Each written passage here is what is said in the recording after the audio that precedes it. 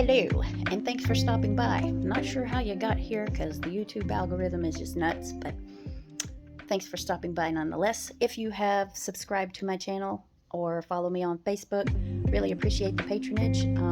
There's something to be said about talking in random areas, but having the phone in front of you. It makes me seem less crazy while I do still talk to myself. No shame. My neighbors still think I'm crazy. Beside the point.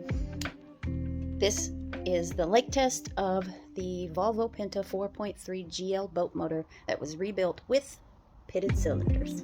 To the lake! Some of y'all might be wondering why I would even entertain the idea of overhauling a block and leaving pitted cylinders in the process. Well, customer asked us to just give him a working configuration until his reman block that is on back order comes in. The history on this block is the original mechanic that diagnosed it with a cracked block.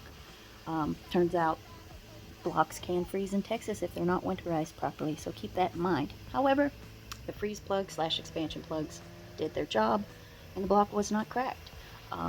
It did, however, kind of put us in a shit show of a situation as far as the cylinders were concerned, because once he doomed the block as a cracked block, he left it out in the elements with the intake manifold off. The exhaust manifolds were pulled, and water was still in the block. So rust starts to happen, and before you know it, the pitting started to rear its ugly little dimples. So it is what it is. The reason why we put this back together the way we did was because the customer asked us to, and we thought that we could still get a working configuration.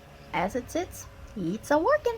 So only time will tell from this point out. He is going to continue the break-in process, the customer is, and we'll know if something happens. Hopefully it'll last him a while. Either way, he's got another block. So ta-ta for now. I'm tired of doing all of this. I want to be doing this. Enjoy the rest of the show. Shit, I'm still talking. Crap.